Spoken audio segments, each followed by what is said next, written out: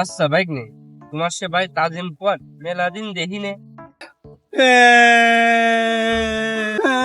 বলো কি হয়েছে, তুই কান্দিস কেন? কানবো না তা কি আরবো মামু, তাদিমির ভুঙ্গা নষ্ট হয়ে গেছে। কি বাইক নে, কি নষ্ট হয়ে গেছে? কি হয়েছে তুমি বুঝতেছ না মামু? তুমি হাগো না, ওই আগার ভুঙ্গা নষ্ট হয়ে গেছে। কি কইস বাইক নে, আগে তো কোনোদিন শুনলাম না যে ফুঙ্গা নষ্ট হয়ে যায়। ব্যাপারটা কি একটু খুলে কদি। আচ্ছা মামু, ওই যে ওই দিন সামরাটা ধরে আমরা কাতার মধ্যে ফেলালাম, ভালো সামরাটা বাড়ি গেল।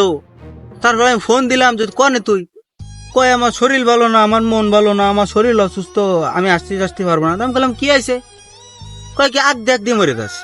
আচ্ছা মামু, তাহলে ফুঙ্গা নষ্ট হয়ে গেছে না? এই আরাম দাদা, ফুঙ্গা কোনোদিন নষ্ট হয় না, কলি হয়ে যায় যে শরীর খারাপ হয়েছে না পাতলা পায়খানা হয়েছে।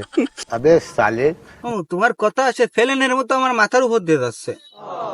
আচ্ছা মামু, ফাতে মাথা পর্যন্ত তো শরীর, তাই না? এখন আমি যদি তোমার কই শরীর অসুস্থ, তাহলে তুমি কি বুঝবা তাহলে কি অসুস্থ? এই জন্য আগ দেখ দিয়ে মরে যাচ্ছে, আগে তো ফুঙ্গা দিয়ে। এই জন্য আমি কইছি ফুঙ্গা নষ্ট হয়ে গেছে। তা আমি কি ভুল করেছি নাই? না রে বাইক নে, ভুল তো তুই করিসনি, ভুল করিস আমি তোর মামু।